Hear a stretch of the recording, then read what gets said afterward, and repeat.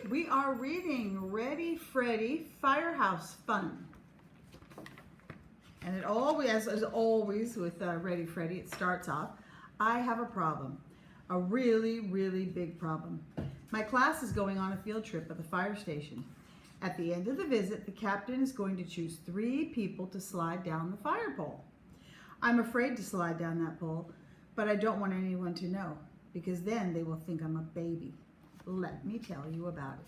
Chapter 1, Field Trip Surprise.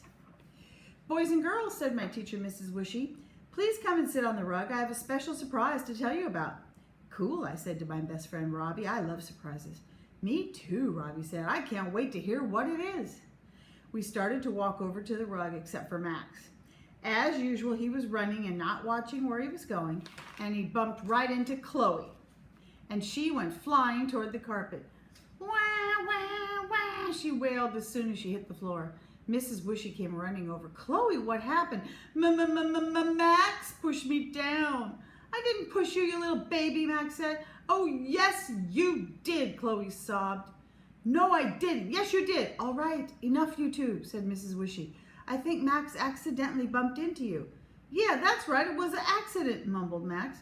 Well, even if it was an accident, you still need to say you're sorry, said Mrs. Wishy. Sorry, Max mumbled. He didn't say it, Mrs. Wishy, Chloe whined. Sorry, Max yelled in her face.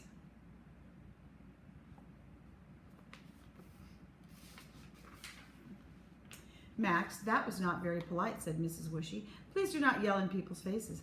I would like you to find a seat on the rug. What about me? Chloe sobbed. What about you? Asked Mrs. Wishy. You can go sit on the rug too. But what about my finger? Chloe continued. It's bleeding! And she held up her finger for all of us to see. I don't see any blood, do you? My friend Jessie whispered in my ear. Nope, nothing, I whispered back. That girl's such a drama queen, said Jessie. You can say that again, said Robbie. I think she should be an actress when she grows up. She definitely knows how to put on a show. Come with me, Chloe, said Mrs. Wishy, and we'll get you a Band-Aid. Chloe went with Mrs. Wishy to get a Band-Aid for her invisible cut, and the rest of us sat down on the rug. Unfortunately, Max sat down right next to me. Hey, move over, shark boy, Max barked. You're squishing me. It's more like you're squishing me, I said under my breath. Max stuck his face right in mine. What did you say? Oh, great. Why didn't I just keep my big mouth shut? Now the biggest bully in the whole first grade looked like he was about to punch me. I was trying to figure out what to do next. Mrs. Wishy and Chloe came back to the carpet. Okay, everybody, now I think we can get started, Mrs. Wishy said. Max turned around. I sighed with relief. Phew, that was a close one, I whispered to Robbie. It sure was, said Robbie, shaking his head. It sure was. As I was saying, said Mrs. Wishy, I have a surprise for all of you. A surprise! A surprise! We all cheered. Tell us what it is! Tell us what it is! If everyone will please be quiet, then I can tell you. All of a sudden, the room got really quiet, and everyone stared at Mrs. Wishy, waiting to hear what she had to say. Well, as you all know, October is Fire Safety Month, so I thought it would be fun to go visit a real fire station. All right, yelled Max, pumping his fist in the air. I love fire stations. Are we going to go to the one right down the street? Well, as a matter of fact, we are, Mrs. Wishy said. You all know Miss Sue, who works in the office, right? There's also little pictures of them.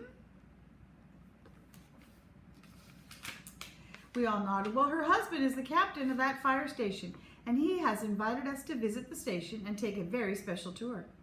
I'm going to slide down the fire pole, Max said excitedly. All of a sudden, I got a knot in my stomach. Oh, I don't think you'll be allowed to do that, Mrs. Wishy said, smiling. The knot went away. Yes, you can, said Max. I went to visit the fire station in preschool, and at the end of the tour, the firefighter picked 3 kids to slide down the fire pole. That sounds like so much fun, said Jessie. I want to do it.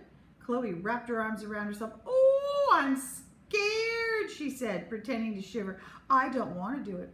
You're such a baby, said Max. Is it a real fire pole that the firefighters slide down? Asked Robbie. Yes, I think it's like 2 stories high, Max said, jumping up to stand on a chair. Much higher than this, he said, stretching his arms above his head.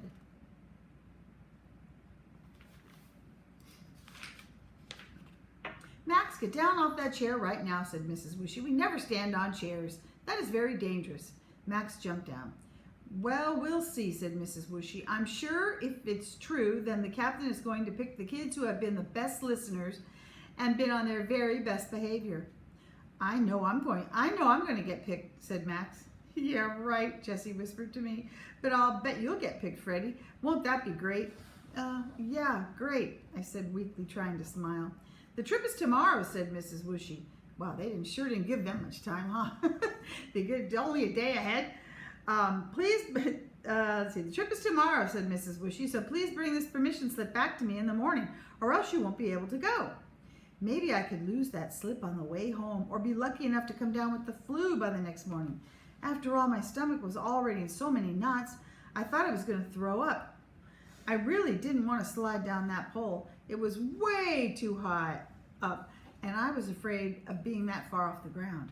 But if I didn't do it, then Max would call me a baby, just like Chloe. And I didn't know what was worse, sliding down the pole or having everyone think I was a fraidy cat. I was going to need some help, and I was going to need to get it fast. Next is Chapter 2, Help. After school that day, Robbie came over to my house to play. When we got off the bus, my mom was waiting for us. Hi, boys, come on in. I made you a special snack. As soon as we walked inside, I knew what it was because the sweet, chocolatey smell filled the house. I took a long sniff. I think that is my favorite smell in the whole world.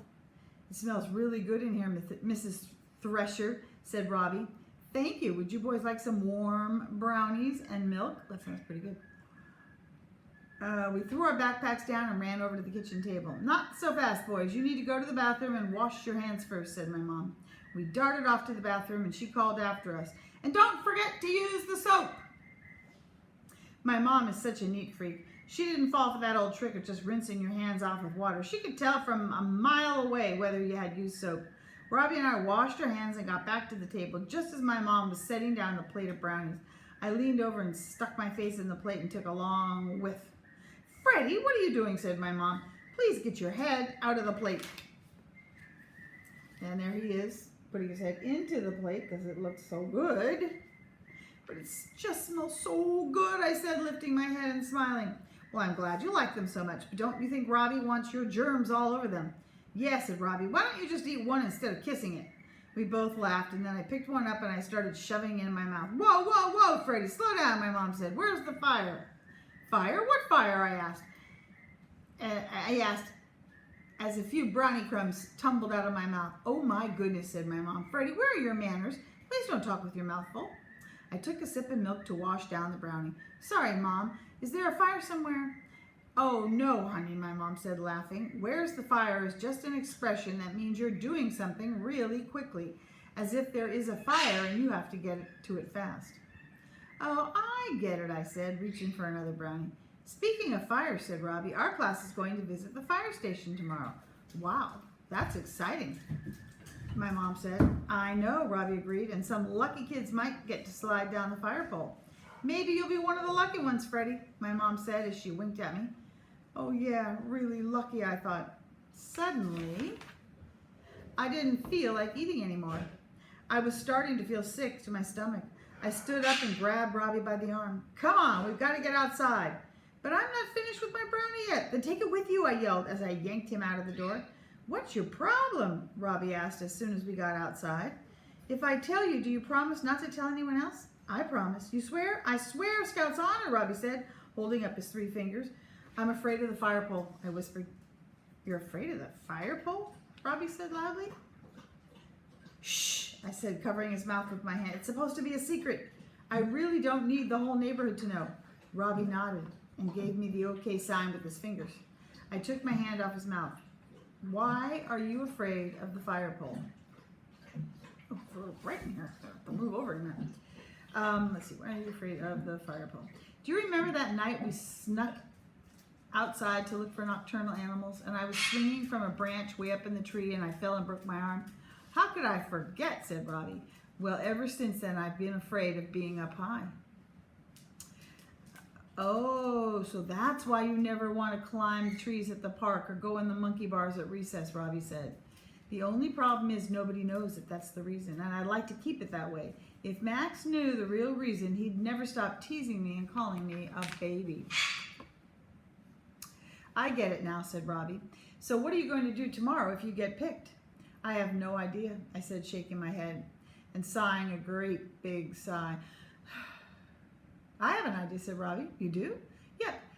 How about I be your coach and we do some sliding practice? I don't know. Come on, Freddie, just try it. Well, okay, I muttered, but I don't think it's going to work. We walked over to the big tree in my yard. Now, said Robbie, just climb a tiny bit so you don't have to slide down very far. Watch me. Robbie climbed about 2 feet off the ground and then slid down the trunk of the tree. Now you try it.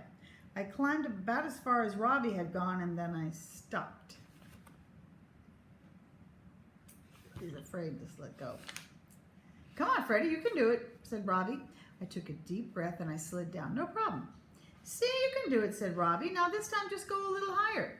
I tried again.